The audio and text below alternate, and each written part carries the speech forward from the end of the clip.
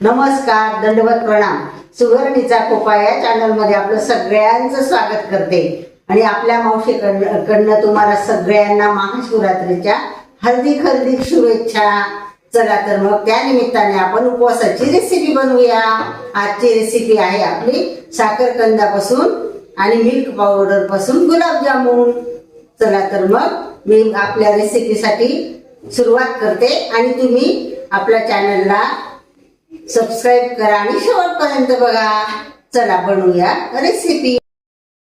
मी 1 kilo रताळे घेतले होते, त्याच्यामधून फक्त 2-3 काढून ठेवले आहेत।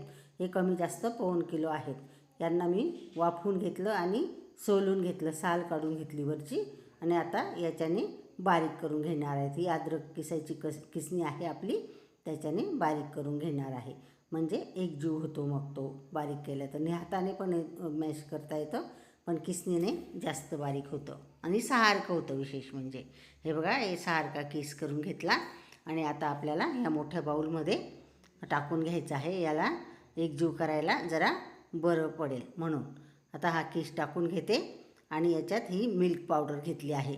हे आपला जो मेजरमेंटचा कप आहे ना, सगळ्यात मोठा 1.25 किलोचा कप आहे हा, आणि याच्यात ही मिल्क पावडर आहे, म्हणजे ही 200 ग्राम असेल कमी जास्त, आणि ही जेवढी लागेल तेवढी वापरणार आहे आणि सगळी लागली तर सगळी वापरून घेणार आहे।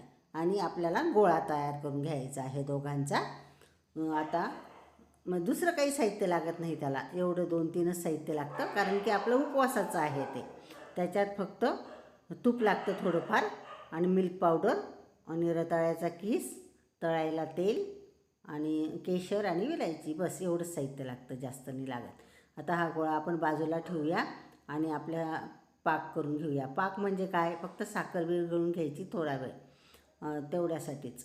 हे 2 कप पाणी घेतलं आहे आणि 2 कपच म्हणजे सारखंच साखर घेतली आहे। 2 कप पाणी 2 कप साखर असं घेतलं आहे आणि हे आता गॅसवर ठेवून घेऊया आणि फक्त साखर विरघळून आणि थोडा वेळ राहू देऊ।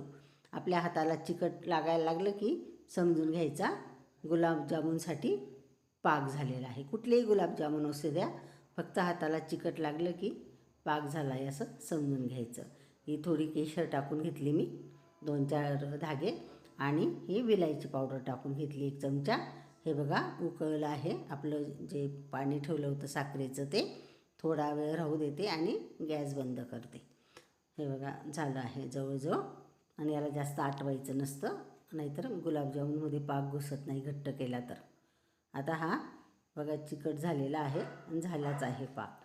आता हे गुलाबजामुन आपण तयार करून घेऊया 2-3, आणि इतकं लुसलुशीत पीठ आहे ना, तो गोळा आहे ना, तो खूप लुसलुशीत आहे। त्याला काहीच नाही, क्रॅक जात नाही, काही नाही, जास्त मळावंही लागत नाही, असं छान झालेलं आहे ते पीठ।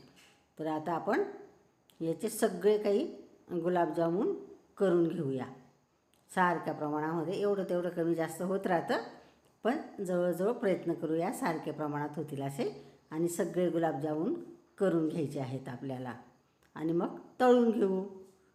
अगदी करायला सोपे आणि खायला तर खूपच जसे पेढ्यांसारखेच लागतात, कारण की त्याच्यात मिल्क पावडर असते म्हणून, आणि रताळे पण लुसलुशीतच असतात शिजल्यावर, असे छान चव येते।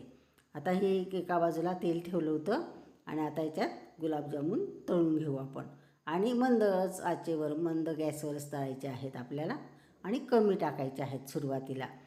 केव्हाही तळा तुम्ही, आणि आपलं जे तेल आहे ना ते जरा बऱ्यापैकी घ्यायचं आहे, नाहीतर मग अर्धे खाली तळले जातात आणि अर्धे तळले जात नाही।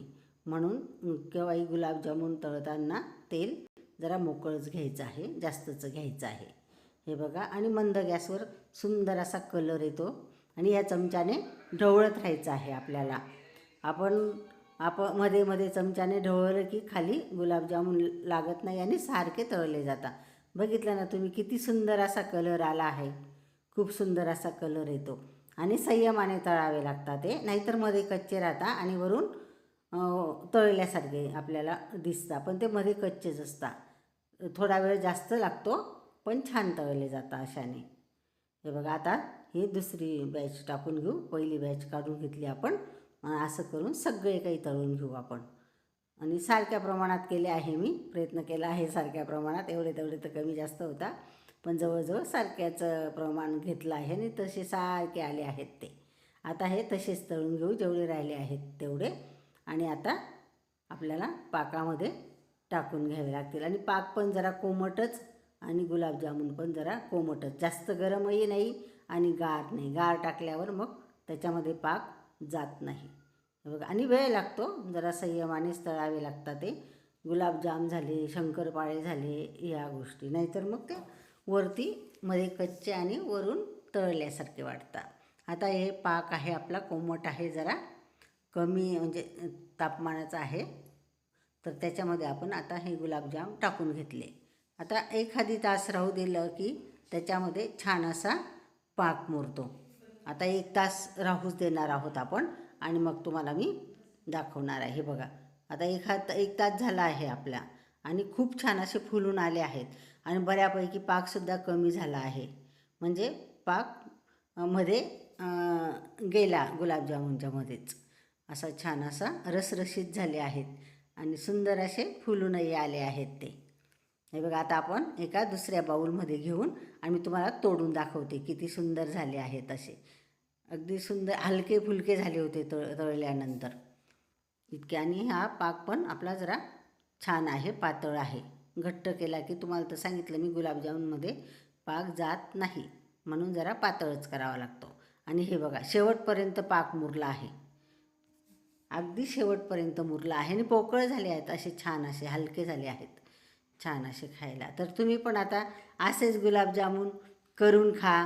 आणि उपवासाला आणि काल मी तुम्हाला टाकलेली जी रेसिपी आहे ना इडल्या साबुदाण्याच्या, त्या पण करून खा. त्याच्यासोबत आमटी करा आणि खूप छान लागतं आणि तुम्हाला 2 टायमाचा फराळ छान होईल.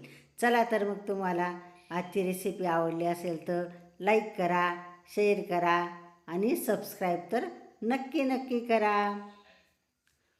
चला, भेटूया उद्याच्या रेसिपीमध्ये. बाय. काळजी घ्या स्वतःची. आणि बघितलं ना, तुम्हाला आवडलं असेल तर मला तसं पण कमेंट बॉक्समध्ये सांगा.